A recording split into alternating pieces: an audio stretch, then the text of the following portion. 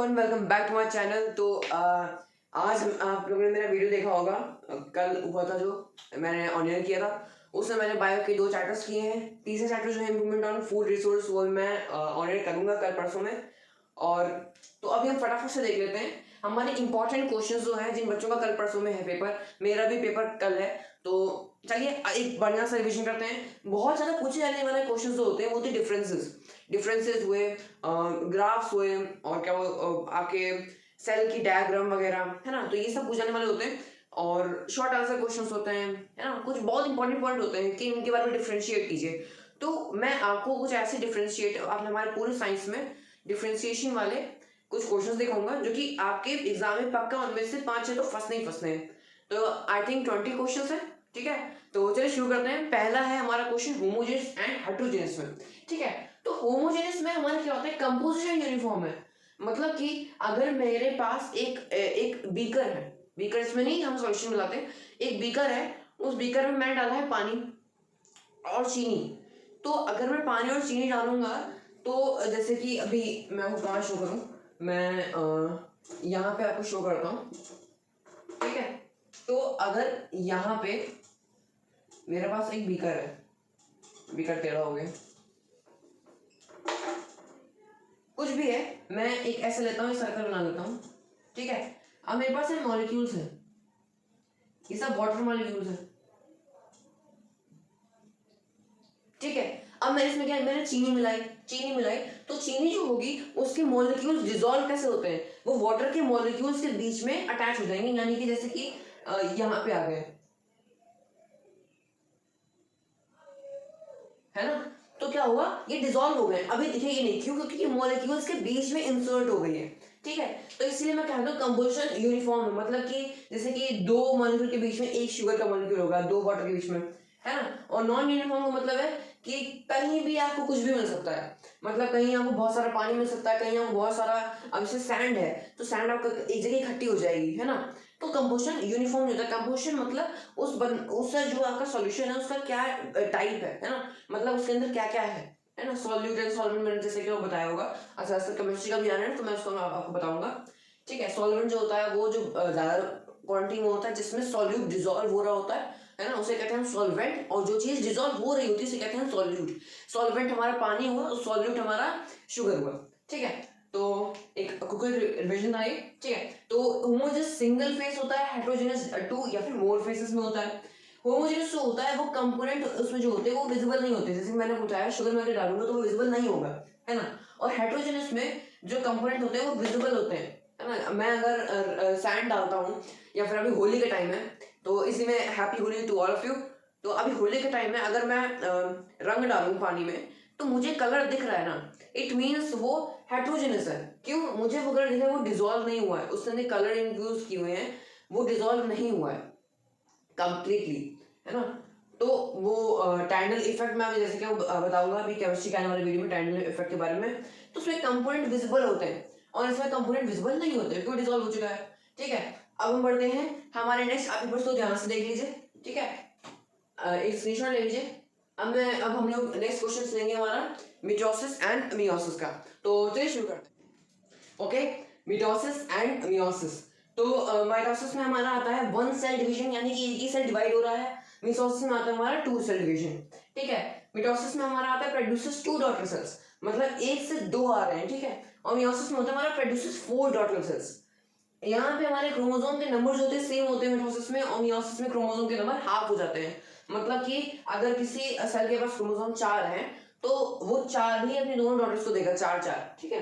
लेकिन मियोसिस में जो होता है, अगर किसी के पास 4 हैं तो वो 2 इधर देगा, 2 इधर देगा, और फिर नेक्स्ट में भी वो फिर एक और एक और एक और एक हो जाएगा, ऐसे है, तो हाफ होता रहेगा। ग्रोथ एंड रिपेयर के लिए ये बहुत ही इंपॉर्टेंट है, एमसीक्यू में कई बार पूछे जाने वाला क्वेश्चन है ये, कि ग्रोथ एंड रिपेयर में क्वेश्चन आता है कि अगर कोई बच्चा है, उसके छिल गया है और वहां पे दोबारा से एक पपड़ी जम गई है, ठीक है। तो वो किस सेल डिवीजन की वजह से जमी है, मिटोसिस या फिर मायोसिस।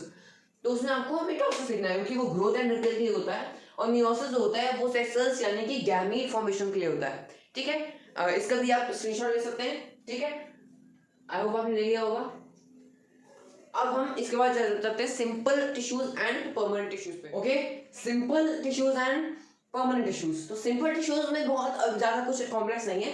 सिंपल टिश्यूज जो होते हैं वो सेम टाइप के सेल्स होते हैं, ठीक है, और परमानेंट टिश्यूज में डिफरेंट टाइप के सेल्स होते हैं। डिफरेंट टाइप के सेल्स, हर सेल की एक पर्टिकुलर फंक्शन होता है, लेकिन यहाँ पे देखिए डिफरेंट टाइप ऑफ सेल है। इसका एक सिंपल मीनिंग है कि सिंपल टिश्यू जो है उसमें सेम फंक्शन है क्योंकि सेम टाइप ऑफ सेल है। डिफरेंट टाइप ऑफ सेल है इसलिए यहाँ पे डिफरेंट फंक्शन है, ठीक है। इसका एग्जांपल है पेरेन्काइमा और परमानेंट टिश्यू का एग्जांपल है जाइलम एंड फ्लोएम, ठीक है। अब हम बढ़ते हैं मास एंड वेट के डिफरेंशिएशन में। चलिए, सो मास एंड वेट। तो मास जो है वो क्या है, एक अमाउंट ऑफ मैटर जो कि एक ऑब्जेक्ट पोजेस करता है, ठीक है। Amount of matter which an object possesses is called मास, ठीक है। वेट जो होता है वो होता है force of gravity on object, ठीक है। मास हमेशा कांस्टेंट रहता है, पूरे यूनिवर्स में मास कांस्टेंट है क्योंकि मैटर तो मैटर है ना, वो मैटर हर जगह मैटर ही रहेगा ना। और वेट चेंजेस विद ग्रेविटी, जहां की जैसी ग्रेविटी होगी वो वहां वैसे चेंज हो जाएगा, ठीक है। मास जो है वो केजी में, अब जैसे वेट जो होता है इंटरनेशनल स्पेस स्टेशन में बहुत कम होता है, क्यों, क्योंकि वहां पे ग्रेविटी जीरो है, तो वहां पे वेट ऑलमोस्ट जीरो के बराबर होता है, ठीक है। लेकिन मास जो होता है वो जितना अर्थ में है उतना ही आईएसएस में होता है, ठीक है। मास का जो यूनिट होता है वो होता है केजी, वेट का जो यूनिट होता है वो होता है न्यूटन डिवाइडेड विद एन, ठीक है। मैं इसमें एक और चीज ऐड करना चाहूंगा, आप इसको कैसे करेंगे मेजर और इसको कैसे करेंगे मेजर। इसको हम करते हैं स्प्रिंग बैलेंस से,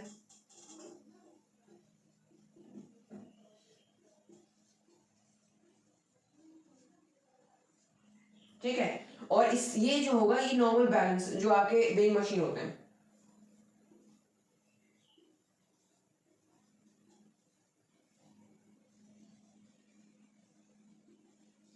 ठीक है। तो ये हमारा हो गया मास एंड वेट का amount of matter, force of gravity on an object, कितनी ग्रेविटी उस ऑब्जेक्ट में लग रही है उसके हिसाब से वेट होता है। यहाँ मास कांस्टेंट होता है, यहाँ पे मास चेंज होता है ग्रेविटी के हिसाब से। यहाँ पे मास क्या होता है, उसका यूनिट होता है केजी, यहाँ पे होता है न्यूटन, यहाँ वो बैलेंस होता है, यहाँ पे वो वेइंग मशीन से, ठीक है। चलिए अब हम बढ़ते हैं हमारे नेक्स्ट में, आप इसका स्क्रीनशॉट ले लीजिए। आई होप आपने स्क्रीनशॉट ले लिया होगा। अब हम बढ़ते हैं balanced force and unbalanced force में। तो चलिए देखते हैं साइंस के डिफरेंसेस का। अभी हमारा है नेक्स्ट, यानी कि balance force and unbalance force. Next जो हमारा नेक्स्ट होगा वो होगा plant cell and animal cells पे। तो पहले देखते हैं बैलेंस फोर्स और अनबैलेंस फोर्स। बैलेंस फोर्स जैसे कि आप देख सकते हो, जिसका मतलब है नेट फोर्स जीरो है, मतलब कि जो दोनों ओर से नेट फोर्स का मतलब क्या होता है कि अगर मान लीजिए कोई ऑब्जेक्ट है, उस ऑब्जेक्ट में यहाँ से फोर्स लग रहा है और यहाँ से फोर्स लग रहा है, लेकिन नेट फोर्स जीरो तब होता है जब ये दोनों इक्वल हों, और ये दोनों अगर इक्वल होंगे तो ऑब्वियसली इन दोनों का माइनस हो जाएगा और जीरो आएगा, ठीक है। तो नेट फोर्स हमारा जीरो हो जाएगा। और अगर नेट फोर्स ग्रेटर है जीरो से, इट मीन्स कि कोई एक है जो कि बड़ा है, कोई एक है जैसे कि ये फोर्स बड़ा है, तो क्या होगा, माइनस में जीरो नहीं आएगा, हमारा कुछ और आएगा, यानी कि इसमें मूवमेंट आ जाएगा, ठीक है। समझ में आया, ठीक है। मतलब कोई ऑब्जेक्ट है, उसका इसमें नेट फोर्स जीरो होता है और इसमें जो होता है ग्रेटर देन जीरो होता है। बैलेंस फोर्स में इक्वल फोर्स होते हैं, वो कैंसिल आउट हो जाते हैं। मतलब कि अगर मैं यहाँ मान लीजिए दीवार है, ठीक है, मैं दीवार को धक्का मार रहा हूँ 5 न्यूटन से, ठीक है, और उस दीवार छोड़ कोई ब्लॉक है, उस ब्लॉक को मैं धक्का मार रहा हूँ 5 न्यूटन से, और सामने से भी मेरे एक बंदा है जो कि धक्का मार रहा है 5 न्यूटन से सेम फोर्स से, तो क्या होगा, 5 न्यूटन दोनों कैंसिल जीरो हो जाएगा, है ना।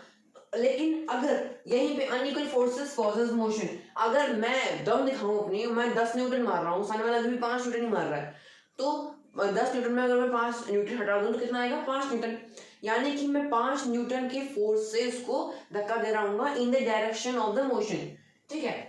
नो एक्सेलरेशन प्रेजेंट, इसमें एक्सेलरेशन नहीं होता कि नेट फोर्स जीरो है, और इसमें एक्सेलरेशन प्रेजेंट होता है क्योंकि नेट फोर्स होता है ग्रेटर होता है जीरो से, ठीक है। वो आपको समझ में आ गया होगा, आप इसका स्क्रीनशॉट ले लीजिए, ठीक है। अब हम लोग चलते हैं plant cell and animal cell की ओर। एंड एनिमल सेल, इसमें कि बहुत कॉमन से काफी लॉजिकल से डिफरेंशिएशंस हैं। जैसे कि प्लांट सेल में हमारा जो हमारी सेल वॉल होती है वो प्रेजेंट होती है, एनिमल सेल में सेल वॉल प्रेजेंट नहीं होती, वो एब्सेंट होती है। प्लांट्स में वैक्यूल बहुत बड़ा होता है और एनिमल्स में वैक्यूल बहुत छोटा होता है। वैक्यूल जिसमें गैस होती है, वो स्टोरेज के काम आता है, जैसे कि वाटर एंड न्यूट्रिएंट्स वगैरह, है ना। मैंने ये पढ़ाया है, अगर मैंने पिछला वीडियो देखिए, मैं इसको डिस्क्रिप्शन में टैग कर दूंगा वीडियो को, तो आप उसमें देख सकते हैं। मैंने पूरा वीडियो को आधे घंटे में समझा दिया है, 2 चैप्टर्स, यानी कि हमारा टिश्यू और हमारा fundamental unit of life, every topic explain, ठीक है। अब हम नेक्स्ट है हमारा प्लास्टिड। प्लांट्स में प्लास्टिड्स होते हैं। प्लास्टिड्स क्या होते हैं वो मैंने बताया, ल्यूकोप्लाज्मा, ल्यूकोप्लास्ट एंड क्लोरोप्लास्ट, क्रोमोप्लास्ट, है ना, इन सब के बारे में। क्लोरोप्लास्ट तो आपको पता ही होगा, इसमें क्लोरोफिल होता है, फोटोसिंथेसिस की जो यूज आता है फोटोसिंथेसिस में। और एनिमल सेल्स में वो होता है, क्योंकि हम हेटेरोट्रोप्स तो है नहीं जो हम खुद का बनाएंगे, है ना। और सॉरी, हम ऑटोट्रोप्स नहीं है, हेटेरोट्रोप्स तो खुद का ही बनाते हैं ना, वो दूसरे में डिपेंड होते हैं। प्लांट सेल में फिक्स शेप होता है और एनिमल सेल में इरेगुलर शेप होता है। फिक्स शेप इन सेंस इसका कुछ ऐसे स्क्वायर टाइप का शेप होता है, ऐसा ही होता है सब में, ऐसे।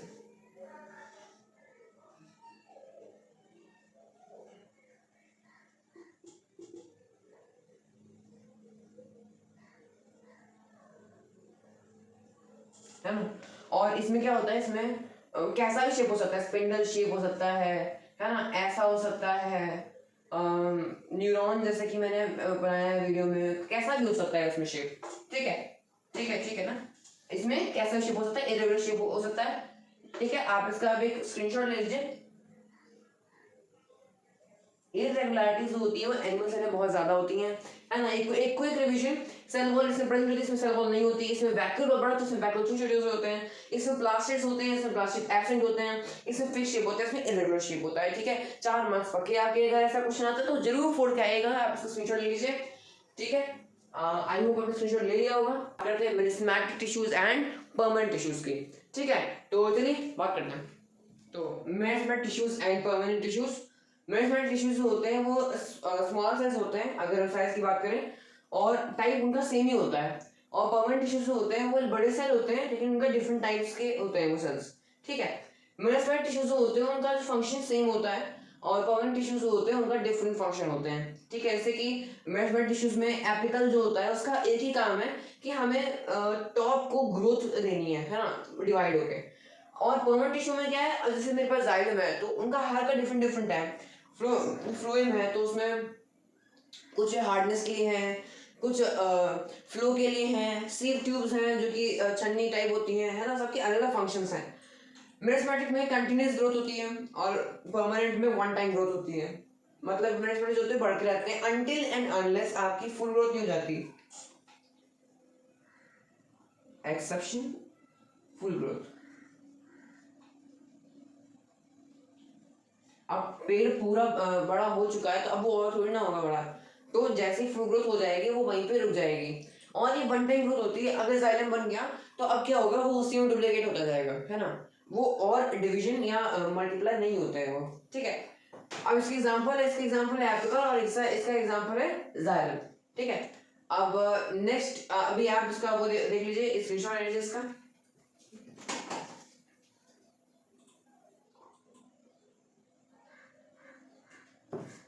आई होप आपने ले लिया होगा। अब हम नेक्स्ट बात करेंगे ऑर्गेनिक मैन्योर और फर्टिलाइजर्स की, ठीक है, उनका डिफरेंशिएशन, ठीक है। अब बढ़ते हैं ऑर्गेनिक मैन्योर एंड फर्टिलाइजर्स में।